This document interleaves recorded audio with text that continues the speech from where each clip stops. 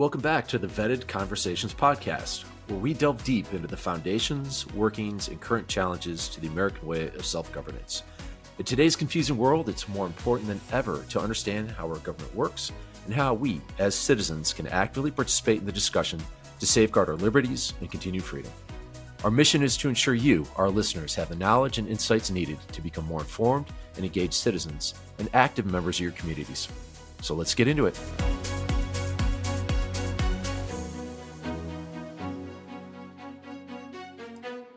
Hello, everybody. Part of our mission here is to help increase our collective understanding of civics, namely our rights and perhaps more importantly, our responsibilities to each other as citizens in a free society. Based on your feedback from Season 1, we are adding a short civics discussion to each episode in Season 2 to help better explain how our government is organized and how it is designed to work so that we can all more effectively engage with our elected and appointed officials and help create a more perfect union. Joining us today is Dr. Shawn Healey, a civics expert and the Senior Director for Policy and Advocacy at iCivics. iCivics is our nation's leading nonprofit civic education organization whose mission is to ensure the practice of democracy is learned by each new generation.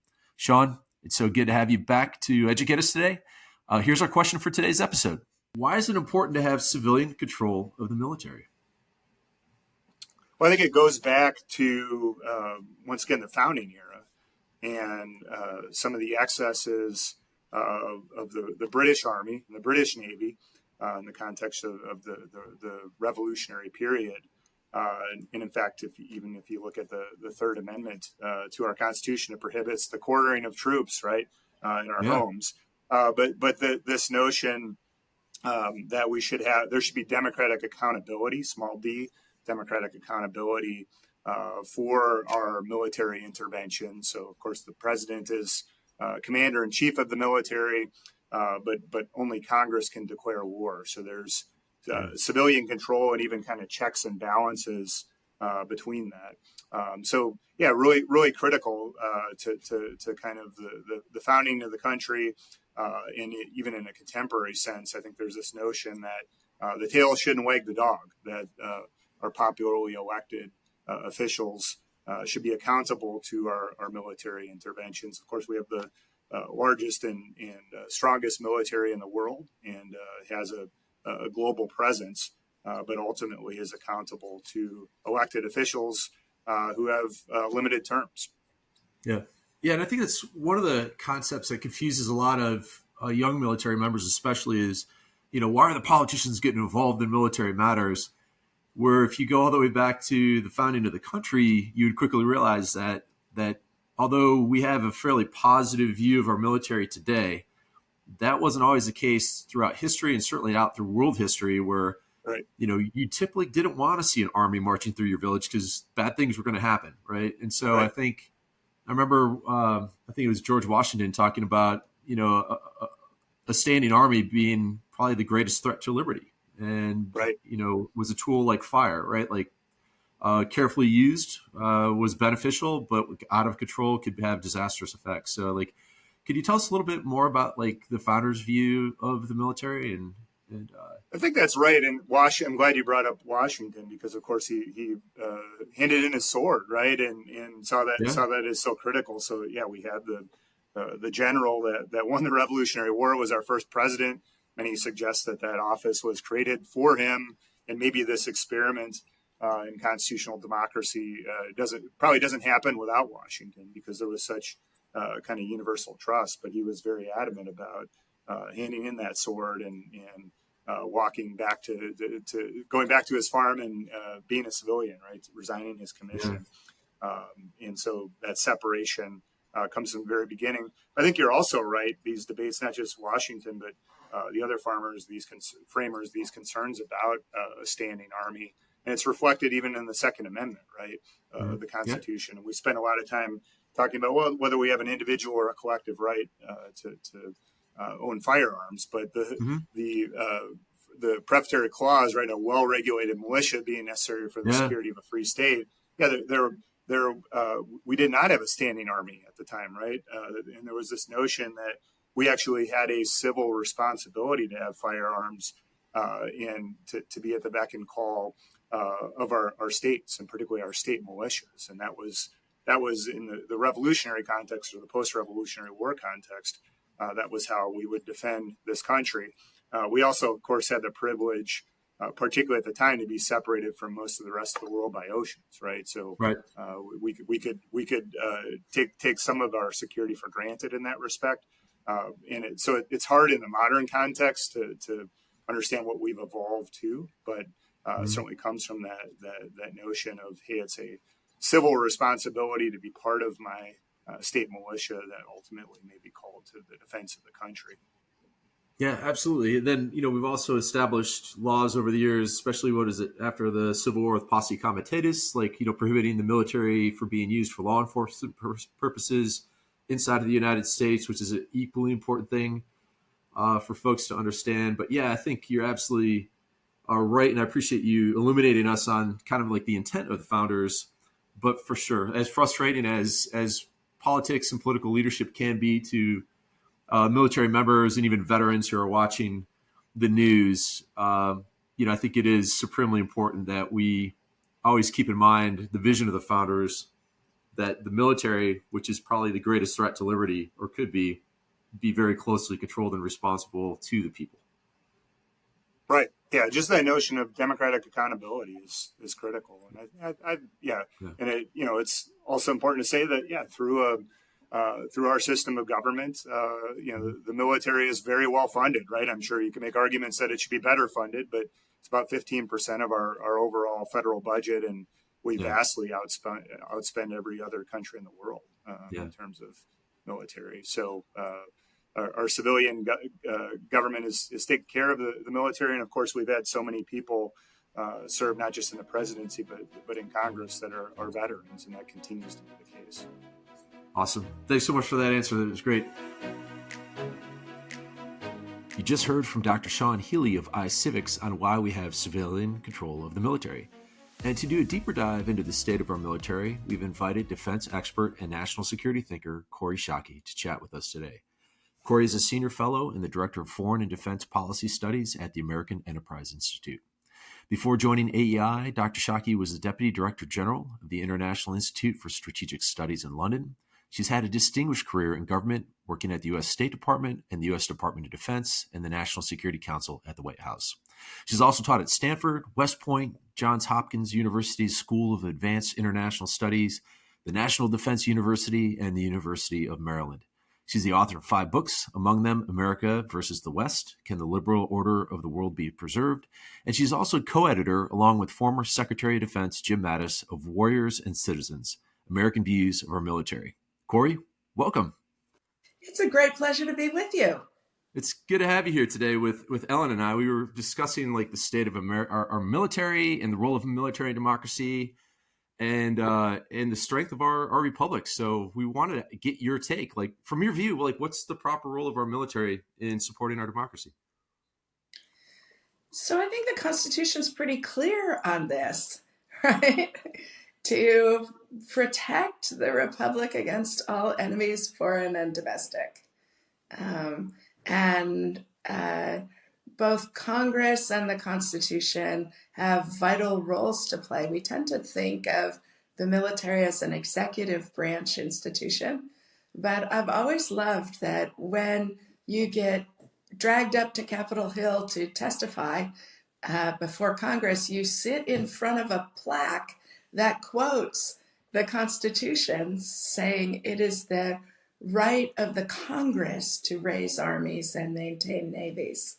And I think one misconception people very often have who don't work in defense policy is to believe that the president really controls American defense policy, when in fact the Congress does by its legislation and its oversight. And in recent years, there's been reason to question it, right? Is that kind of why people get confused about whose job it is, whose role it is? Well, I think so few of us actually ever have to deal in the high policy-making world that it's not surprising people don't know that much about it. It's not their lived experience. And people have busy, fulfilling lives. They're off doing other stuff. But I do think it's especially important given two factors that we pause and reflect on the role of our military in a democratic society. And one reason is because 50 years into an all volunteer, professionalized military, so few Americans have any experience, any familiarity, any involvement with, that it creates misconceptions about who is in our military and how they think about the world. And so, for example, the American public begins to think about our military the way they think about the Supreme Court. That is, if the military has views, if senior people in the military have views consistent with with any individual's private politics, then that person tends to think about the military as loyal and patriotic and a pillar of democracy. And if the military leadership expresses views different than that individual's personal politics, they tend to think of them as either a danger to democracy or a woke military that can't win wars. And so there's a politicization that's going on in public attitudes about the military. Historically, that's not uncommon, but for about the last 30 or 40 years, there has been a sort of golden age of American public admiration for its military and deference to its military that in our febrile political moment is coming to an end. Yeah, which is really sad. It's a sad outcome. Joe, do you want to hit the next one? Yeah, no, it was interesting. I mean, Kori's comments about going up to the Senate and House Armed Services Committees is familiar, right? And every time I took the comment on up there, he's like, I have two bosses in the Pentagon between the chairman and the secretary, and then I come up here and I've got 435 of them, right? So on the House side, 100 on the Senate, all willing to give him advice. When his whole purpose was to go up there and provide his unvarnished best military advice. Not political advice, but from the perspective of our national security, what's best for America. But and I saw sometimes that treaded into some cultural issues, like do we allow women in the infantry and allow them the ability to compete for our military's highest jobs? What's and again, remember, most of the military leadership opposed that decision, and Congress imposed it on the military. It's actually a terrific example of the fact that Congress really runs defense policy. Yeah, and even the repeal of Don't Ask, Don't Tell was another issue. Where my boss was one of the holdouts on that, despite advice to the contrary from his staff. But it was what he felt was right and true at that point in time. What happens if we don't have civilian control of the military? What do countries look like in that case? Well, there are a lot of examples from around the world. It can look like Pakistan. It can look like any one of a number of Latin American countries across the last 100 years. I know it has to be dissatisfying for people in the military that the political leadership of the country is so often ignorant and so often reckless. Just as the American public is so often ignorant and so often reckless. But, there's the culture of American military subordination to civilian control starts at the very beginning of the American experience. It starts with George Washington. We would have a very different civil-military relationship in the United States if you had anybody but George Washington as the founding father. And if you'll indulge me a minute or two, Please. The example is the Newburgh Conspiracy. So 2 years after Cornwallis surrendered in the American Revolutionary War, Washington's army was still encamped in New York. The British were still in possession of Manhattan while the peace negotiations were going on. And Washington's army was poorly fed, it wasn't being paid, it had been promised pensions that then several American colonies made illegal for the government to provide. So, breach of promise. Alexander Hamilton was at that time in the Congress and leading the effort to give the Continental Congress revenue raising powers, which they did not originally have. And Hamilton, along with Robert Morris, who was then what's like the Treasury Secretary, they were encouraging Washington's officers to mutiny, to march on the Continental Congress and demand pay and pensions as a way to force Congress to take up revenue legislation. And Hamilton actually writes George Washington asking him to lead the effort. And Washington famously answers, "An army is a very dangerous thing to toy with." Wow. And nonetheless, Hamilton and the politicians continue to advocate for mutiny. And when the army tells this story about its founding, they're very sentimental, as our army so often is. And they describe the end of the mutiny as Washington stumbling onto this collective of young officers and asking to see their demands and fumbling to put his glasses on and saying, "I have grown old and nearly blind in service of this republic." And it shames them into behaving themselves. And that's true as far as it goes, but it leaves out the two most important parts of this story. And one is that Washington doesn't stumble onto the young officers. He calls them together to enforce good order and discipline on them. And he stations 6'6", 240-pound Major General Henry Knox at the door to take into custody for court-martialing anyone who won't sign an oath of loyalty to the Continental Congress. Wow. And the second thing the sentimental story leaves out is that Washington acknowledges that Congress is terrible at its job. But he very movingly says that is not the basis for our subordination to elected leadership in this country.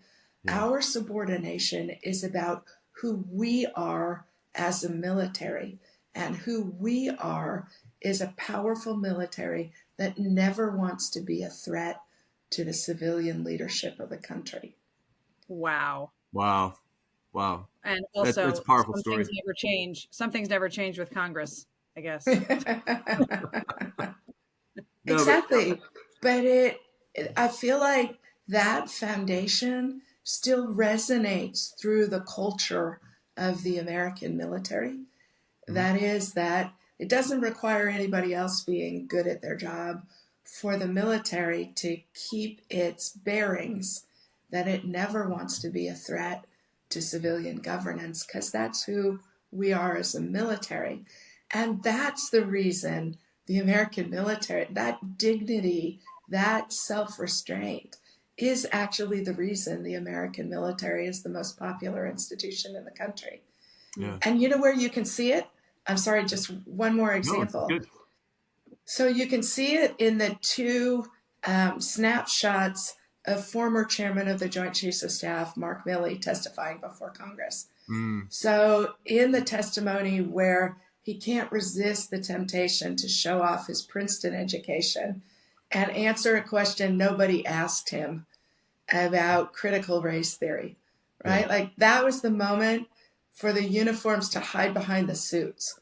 The secretary got asked the question, and General Milley shouldn't have waded into the answer, because that then made it fair game for every other military person testifying to have to answer that question.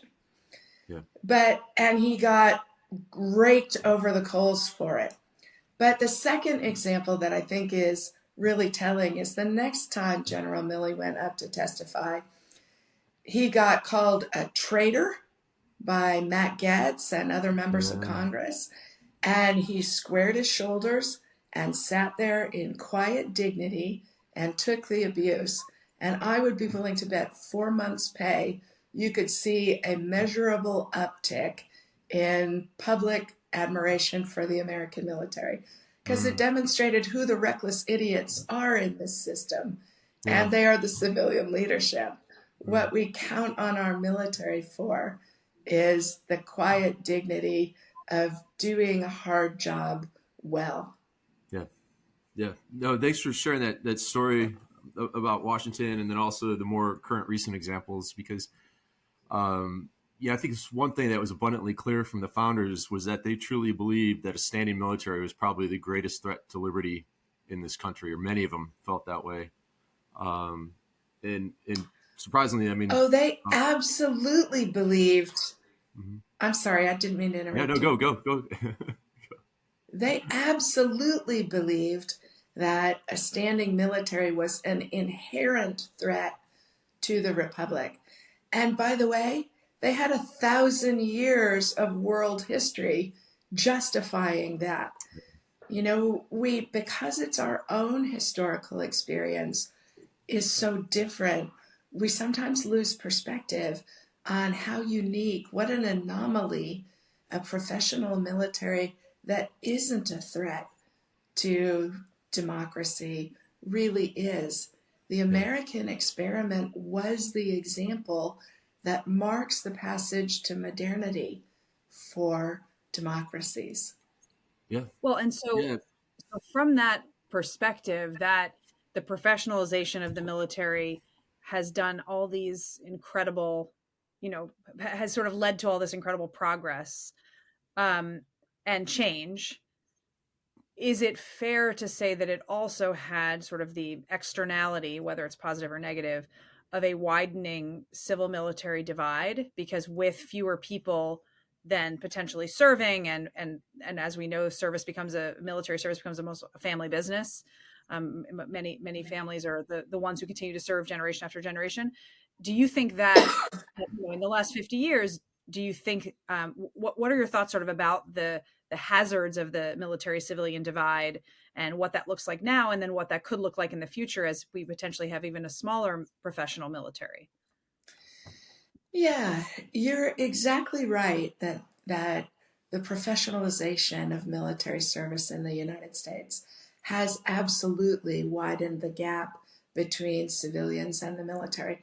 But there are two other factors. We shouldn't put the entirety of responsibility on professionalization because there are two other policy issues.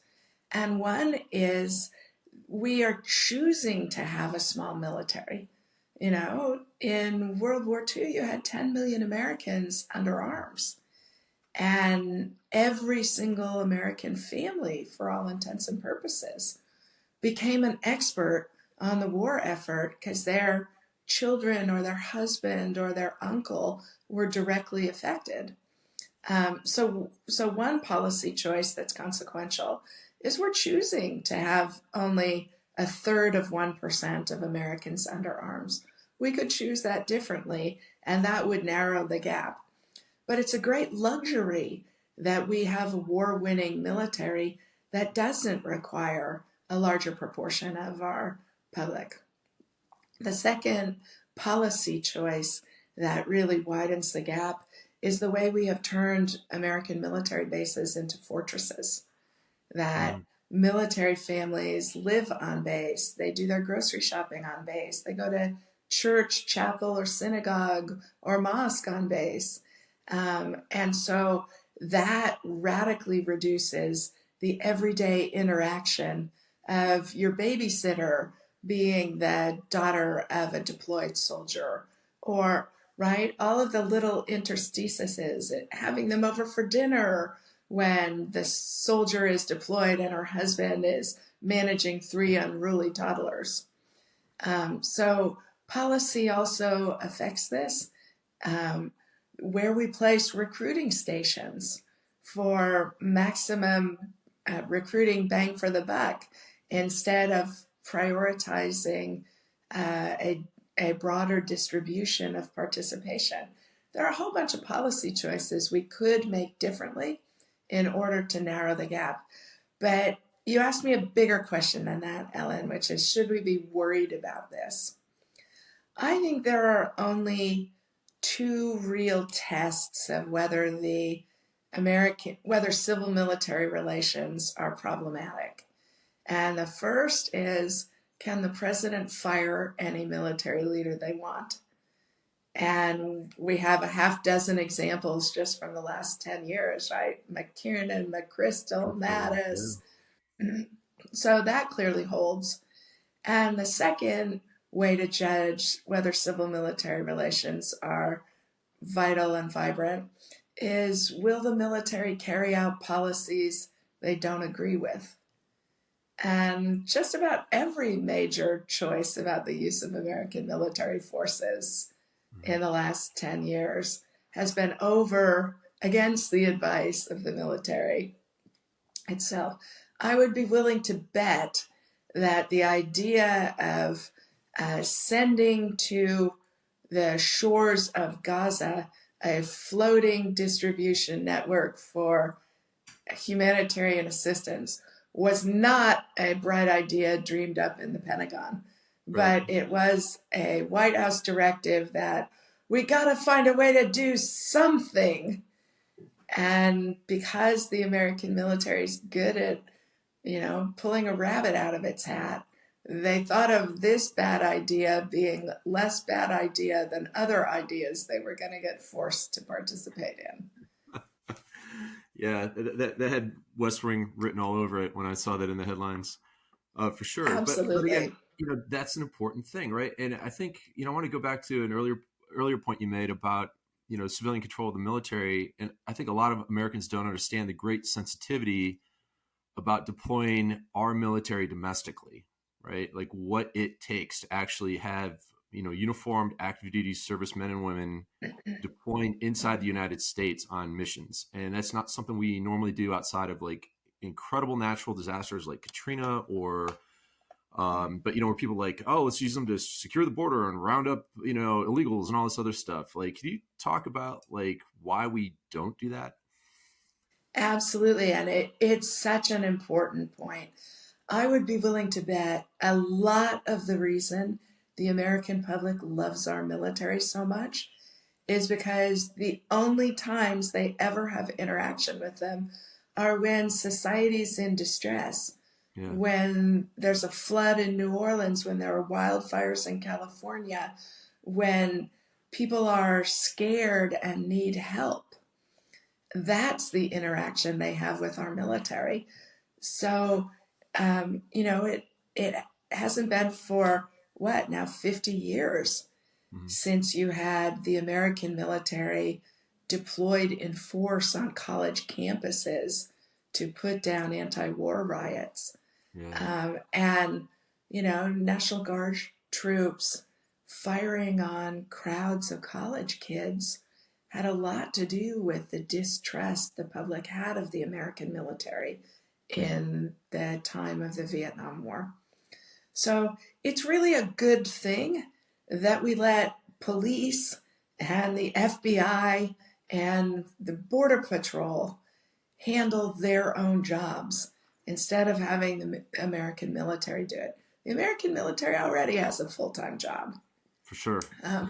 This came into, but this is very unusual, right? Even in most democracies, the militaries are used for domestic policing. Right. And there's a very important reason the American military is an outlier on this, which is because after the American Civil War, the Union Army occupied southern states and had enormous political latitude to remove elected governors, to disband legislatures in the states that had seceded from the Union and taken up arms against the American government.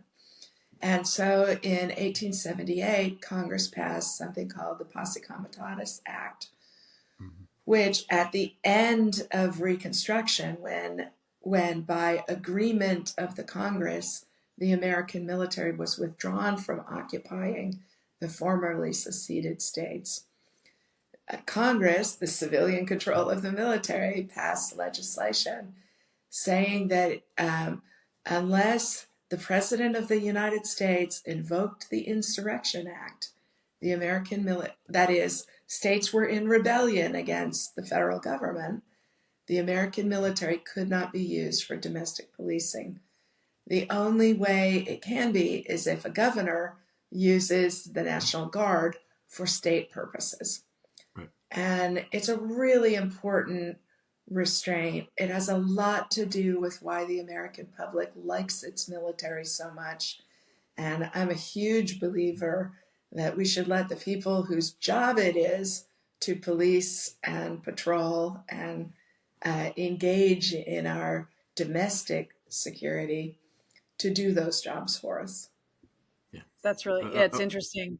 I mean, it's also interesting, though, you made me think of the concept of, sort of a shift towards isolationism among some factions of America. And, we see the military as this, this group that goes out and protects us from, threats far away that could come and potentially reach our shores and take the fight to the enemy, and sort of these phrases that we've lived with, in our mostly in most civilians or general lack of understanding of the military. That is an understanding, right? Like the military goes away and fights somewhere else so that we're safe here.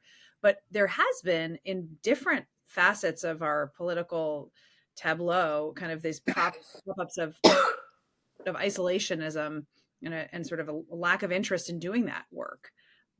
What are your thoughts on that? Where is that coming from in the various segments of American politics? And is that a good idea? Is it a good idea to pull back?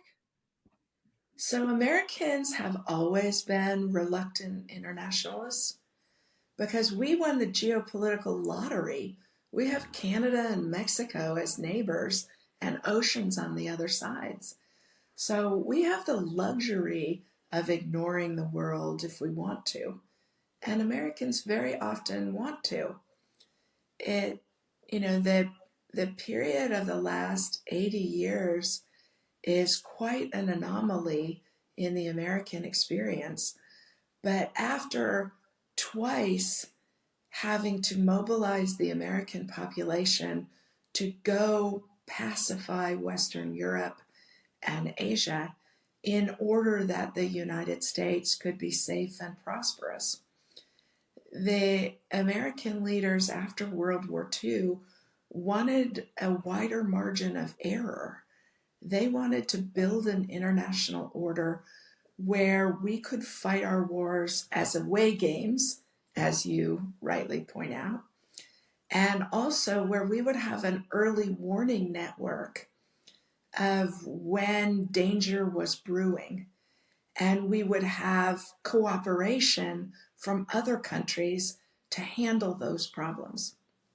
So the burden sharing of having allies and security guarantees reduces the cost to the United States of wars we fight.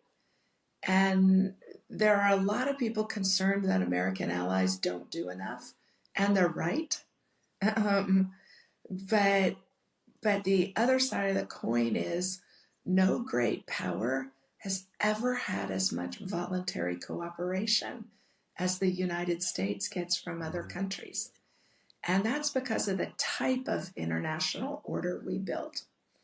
One of my favorite trivia questions is, does anybody know how many soldiers there are in the Luxembourg military? 1,700.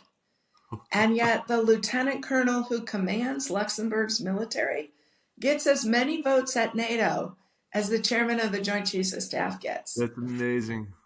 It's but what it tells you is that the United States built an international order where small and middle powers are invested in the outcome. So they help uphold an order that we would otherwise have to do all the work in. And that too is a huge historical anomaly. So I'm very much in favor of an internationally engaged United States, because I think it reduces the cost of keeping security and prosperity for ourselves by extending it to others. I'm sympathetic to the argument that maybe we do too much in the world. I think that's a natural reaction from the mistakes of the wars in Afghanistan and Iraq. And let me be clear that I think the mistakes are predominantly political mistakes, not military mistakes.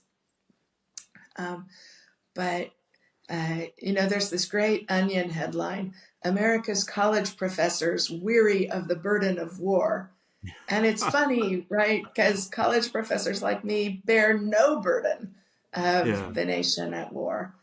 But one of the beautiful things about the relationship the American public has with its military is even though only the American military bore the burden of those wars, the American public worries about that burden, right? And that's a beautiful thing. It speaks to the positive and symbiotic nature of Americans' relationship to its military. Yeah. Kori, we used to have a saying in the Marine Corps, if you're going to a gunfight, bring a gun and then bring all your friends that have guns. So that makes a lot of sense to me. I mean, the importance of alliances and treaty partners. And when I was stationed in Kabul, Afghanistan, over at the ISAF headquarters in 2013, I mean, there were 50 coalition countries, 50 at that time in Afghanistan. So, I mean, just you talk about like there's a moral weight that comes with that as well, right? And there's a absolutely right.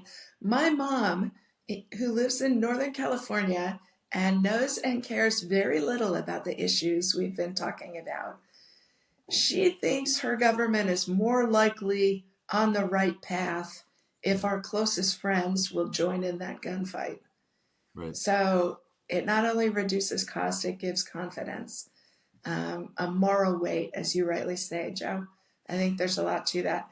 But one other thing, if you think the United States might have to fight China, you are going to want a whole lot of friends at that gunfight.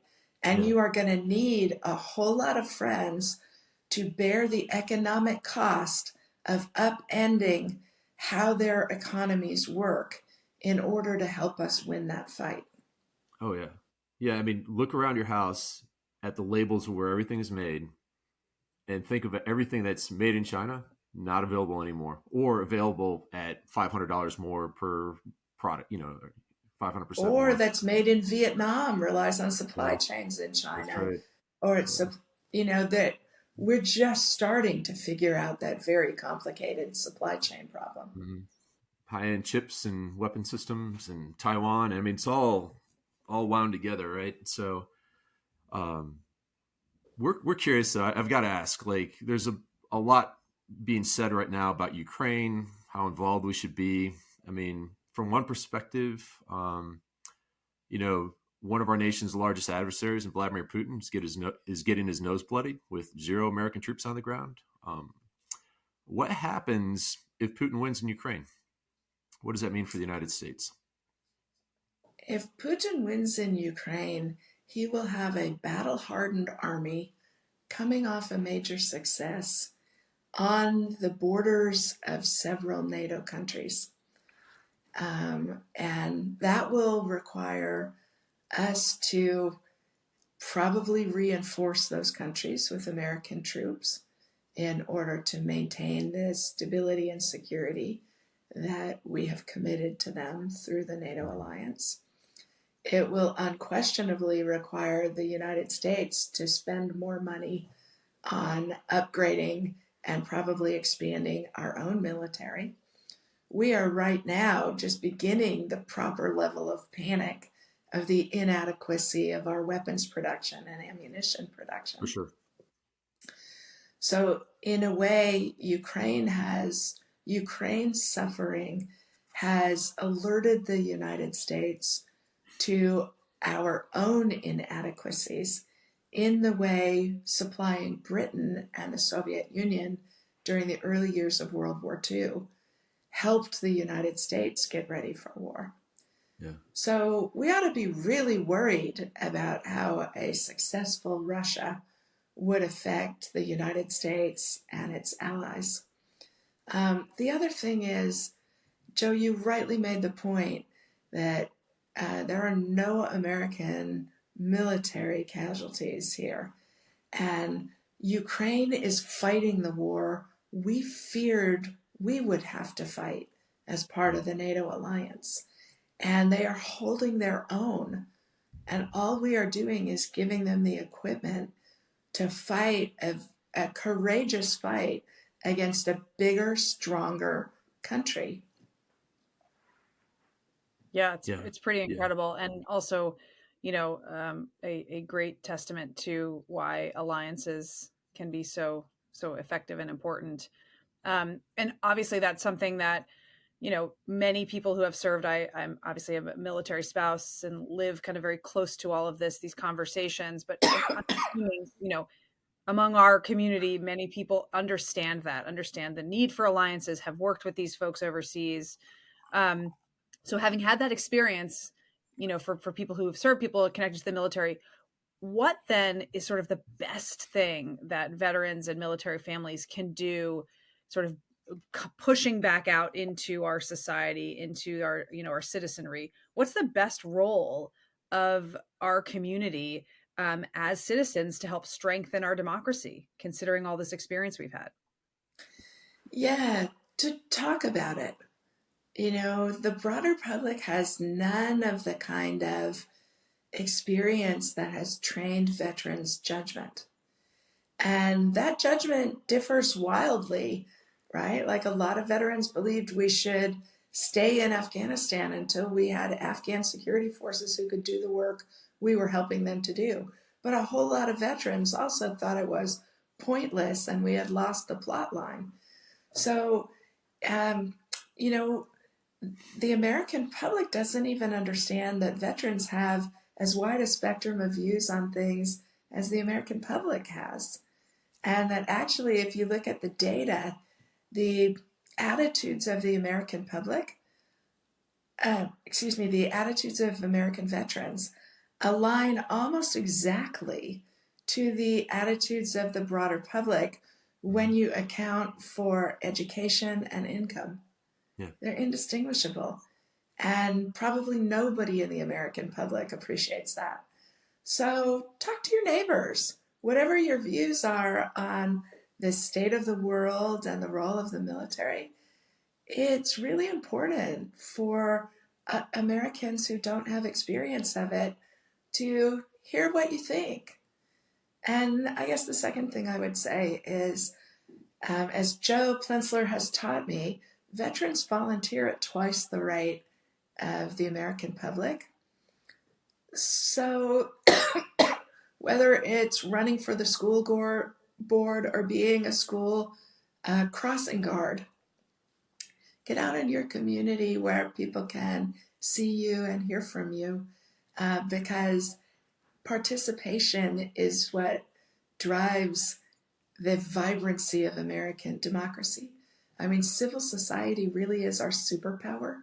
Yeah. And so, to the extent we are passive recipients of democracy, all of us weaken it. To the extent we vote, volunteer at polling places, participate in local town council discussions, all those things matter, big and little, matter for strengthening democracy in our country. Kori, thank you so much for your words of wisdom, for making us smarter today about our own history and issues on civics and American democracy.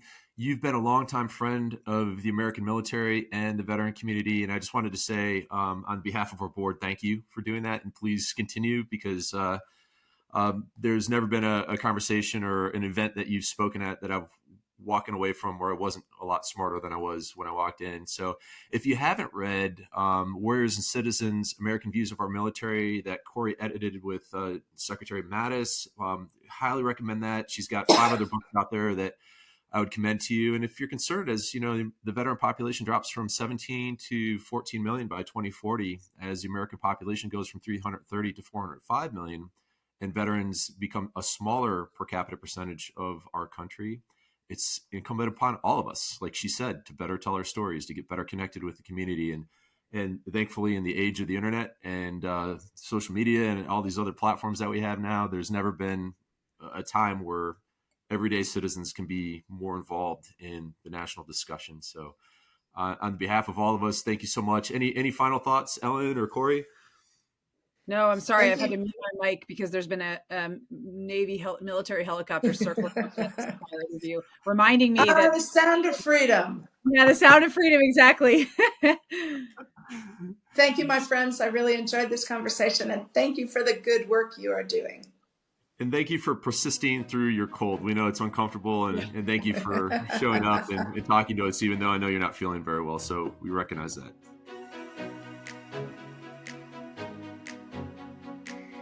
As part of season 2, we want to provide veterans a way of getting more involved in their communities to advocate for the issues they care about. To do this, we are featuring veteran organizations that we think you might be interested in. Today's spotlight is on Veterans for American Ideals, and representing VFAI today is Chris Purdy. Chris is a U.S. Army National Guard veteran who served in Iraq in 2011, and he is currently the director of VFAI. Chris, welcome. Where are you in the country, and how are you doing today? Hey, Joe, thanks for having me. I am in sunny Atlanta, Georgia. Spring has sprung down here and my allergies are kicking in. So hope I'm all right. Yeah. Yeah, same up here. We had an early spring in rural Virginia, and my wife and I were both getting affected by the pollen over the weekend. Yeah. So it's like we're inside the house, we're fine. We go outside the house, and it's like, just nothing but madness. But yeah, well, hey, I'm really excited to have you here today. We've been looking forward to this for a bit. Could you just tell us what's the mission of Veterans for American Ideals? Sure. So Vets for American Ideals, VFAI, we are a coalition of veterans who, what we really want to do is provide a way to give veterans an opportunity to advance human rights issues. So we are about creating human rights defenders at home and abroad for a variety of issues. We have engaged on things like Afghanistan, on special immigrant visas, on democracy protection, on police demilitarization, quite the gamut of human rights issues. But at our core, it's about putting veterans to work for human rights.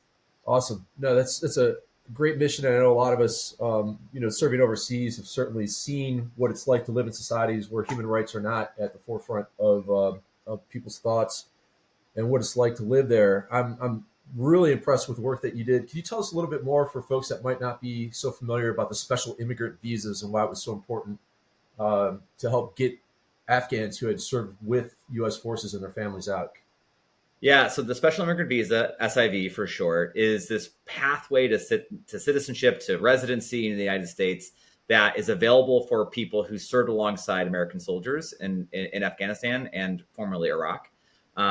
It basically, if you were an interpreter, if you were an embassy worker, things like that, it gives you a way to come to this country. And we needed to expand the number of visas that are available. Number one, because it's limited by Congress. We have to keep advocating for those every year. But also in the lead up to the withdrawal of Afghanistan, we recognized that if the country were to fall, which it eventually did, that these people would be in jeopardy. And so we organized multiple coalitions actually to help these folks and help other refugees leave the country ahead of the withdrawal. And then once the Kabul fell and there was this massive evacuation, we were pretty critical at the national level in organizing groups to continue the relocation efforts after the evacuation. And we continue to this day doing a lot of advocacy around that. Yeah, no, and that work is so important because, I can't imagine having, if I was an Afghan who risked my life to support U.S. forces in combat in Afghanistan, put a target on my back and on the backs of my families, what it's like to have that whole country collapse and me not have a pathway to get out, right? Yeah. And the veteran voice is so important because the veterans know these people, right? So there's a domestic constituency built in here into the United States that can advocate them. That doesn't happen for every immigrant group. And so we think it's really important to keep pushing for both the SIVs, but then also people who, might not be the SIV specifically, but maybe is their uncle or nephew or niece, various concentric circles out, but they're still at danger because of their association to American forces. Yeah, because the last I checked, the Taliban's still trying to go after people who helped us over there. Yeah, it's not a great situation. Yikes. Well, thanks for everything that you and your compatriots have been doing on that front. I know there's a huge veteran-led effort after the fall to get people out, and we can't do enough, certainly by my estimation, to help those folks and their families. When we looked at today, what's on the front burner for you and VFAI? Yeah, so 2024 is a big election year, and we believe that democracy is a human rights issue. And so what we're doing at VFAI is organizing veterans to get out there, talk about the importance of democracy, really to be validators for democracy going into this election season. We're not trying to sway the election one way or the other, but what we see are lots of candidates and lots of people out there talking about, both on the left and the right, talking about how democracy has failed. And as veterans, we just think it's so important to get out there and speak up in defense of democracy. And we can do that through a variety of different ways. We're creating videos and other different multimedia opportunities for veterans to speak out.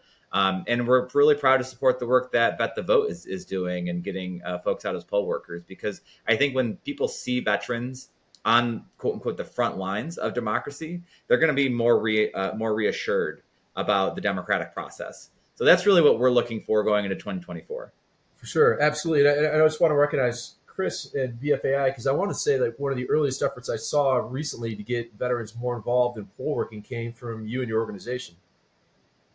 Yeah, in 2020, we saw that, COVID was happening. There was a lot of concern about the ability for states to find poll workers. And so we partnered with Power the Polls and other different organizations to get about 1,000 folks out, veterans and allies out on election day as poll workers. And we were just so grateful that Bet the Vote and We the Veterans took that effort and really took it to new heights that we could never do, right? Being kind of a small organization and defined by the parameters of a larger group within Human Rights First, because we sit as a project. You all were able to kind of take that to the next level. And so we're really grateful for all the work that you continue to do towards that. It is an amazing team effort. And I've been super happy about all the success that all 37 groups now are part of that effort, which is pretty exciting. But it was funny to me how many people were of like mind thinking about these issues, and it was just finally kind of connected together, to put all this work together in one direction. So I think I'm really optimistic that we're going to be able to hit 100,000 veterans. And it's an easy thing, right? Like it is not. You're going out there and you're doing a real tangible thing for democracy, and then you can then those people who are out there being poll workers can then take that message to their communities. And I share this story of a guy I went to Iraq with. He's now a first sergeant in the Army National Guard, but he's also a high school teacher. And he did not know that, I was kind of participating in this effort to organize veterans to be poll workers. And he was actually recruited in the last cycle in 2022 through the Bet the Vote campaign. And we had a conversation afterwards, and he said that, one of his students, high school student, kind of started talking about some of this election denial stuff that you hear out there. Oh, it's rigged. It's not, my vote doesn't count. And he was able to say, hey, I was a poll worker. I served my community as a poll worker. Are you saying that I was rigging an election? I'm a teacher. I'm a veteran. And I think that that's such a powerful example of how this campaign really defends democracy at the person-to-person level. So 100%. And everyone I talk to, I know you are actively recruiting people to be poll workers. I'm doing the same thing at a personal level. And it's funny because every once in a while on social media, I'll get a pushback. It's, somebody's skeptical about it or whatever. Right. My first question is, hey, can you tell me when's the last time you served as an election poll worker? And 100% of the time, it's like, well, I've never done it. I'm like, This is your invitation to do it. Because I'm a skeptic. For the longest time, I think it's my punk rock DNA. We're really suspicious about politicians and elected officials and all this other stuff. And going into the training, I was equally skeptical, but I walked out of that training 4 hours later being like, damn, this is a really good system. Like, it is really well thought of. And that was in Maryland. I've done it, moved to Virginia last summer, and equally impressed here. And yeah, absolutely. If you have any questions about how your local elections are being run or in your state, I think Chris would agree with me. Go volunteer, show Oh, up, absolutely.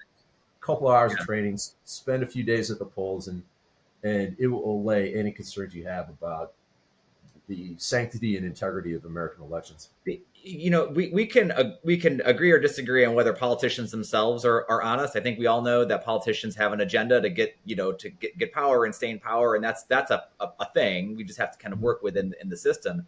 But the idea that our system itself is fundamentally flawed and rigged, and the process is broken. Yeah, as soon as you go and be a poll worker, and you can see how the system works, and you can see how the different layers that are involved to ensure that our republic is working correctly. I don't know how you walk away from that and still hold those ideas. Yeah, 100%. And the funny thing is, Ellen and I were talking to Kori Schake over at American Enterprise Institute last week about this, and we're like, who's trying to crack our faith in democracy and why? And she's like, every dictator and autocrat around the world wants to see democracy fail. And so essentially, like, when Americans lose faith in our system, the Vladimir Putins of the world, when the premiers of China and the leaders in Iran and North Korea, they win in a sense, right? So I think, what you're doing with Veterans for American Ideals is so important, because not only is it reminding our fellow Americans of how precious our experiment in democracy is for almost 250 years now, you're providing veterans an important pathway to get involved. So, my next question is, how can vets, find out more about you and the work that you do and get involved with VFAI? Yeah. So like I said, we are a project of Human Rights First. So we sit in this larger kind of parent organization that provides us with all sorts of resources and experts and different ways to engage at the national level and the state and local level. If folks want to learn more about us, you can go to vfai.org. That will send you directly to our page on the Human Rights First website. You can read about our mission, see kind of pictures. We have done trips to the border to look at the refugee crisis. You can kind of see the breadth of the work that we have done on human rights. And then there's a sign up link, somewhere in the middle of the bottom of the page. You just put your information in, and you can get our newsletters. We put out newsletters every month, and we do trainings for folks to get involved. We are looking to do kind of a national convening or fly-in. So if folks are interested in getting involved in that, I would say sign up and keep on the lookout. There's more information that we hope to put out in the next few weeks. Obviously, social media is a great way to interact with us as well. I do our social media. My colleague Emily does it. So if you're commenting on our page, I'm reading it, right? And so that's a really great way to get directly involved in our work. Awesome. No, Chris, I know it's a small and mighty team over there, and I've been to several of your events when I used to live and work near DC, and they were exceptionally well done. So I think, if veterans are looking to get involved, what a great way to check out Veterans for American Ideals and continue to serve your country and your community again. Any final thoughts, Chris? Or? Yeah, just you and I were talking before we got on about how important it is for veterans to kind of have an outward-facing look on life, right? I think so often society thinks that veterans are, a discount at Lowe's or priority seating on an airplane or the VA disability benefits. But I think we as veterans, especially the post 9/11 veteran generation, people who span these last 20 years, we know how important it is to serve our community, to keep that service going. And so however you do that, whether it's through VFAI, supporting SIVs, or through Vet the Vote, being a poll worker, or Team Rubicon, whatever it is, I think it's really important that the veterans are out there building their communities, because when I look at American history, the period of largest growth, of the best growth in our country after World War II, right after the Civil War, we had massive growth, massive social progress. It was done and led by veterans. So that's what I'm about, and I'm glad that you're doing this podcast to highlight the different ways that vets can get involved, and I really appreciate that. 100%. I think one of my favorite authors said, in a democracy, you got to be a player. And Right. I believe that with every bone in my body. And yeah, Chris, you and your team are doing great work. Again, I really admired the effort that you put forward on getting our Afghan allies out and to help them on their way to becoming American citizens. I think those are the best kind of immigrants that we can have to this country, full stop. So well done to you and your colleagues on that. And thanks so much for spending some time with us this morning. All right. Thanks, Joe. Great to be here, and we'll see you soon. Thank you so much for listening. If you found this podcast episode interesting or useful, please share it with the people you know. This episode was co-hosted by Joe Plunzler and Ellen Gustafson. The audio and video were edited by Cameron King. And this podcast is a production of We the Veterans and Military Families, a 501c3, not-for-profit, nonpartisan, veteran-led organization focused on promoting positive and patriotic civic engagement to strengthen American freedom and liberty. Find out more about us at wetheveterans.us and follow us on social media.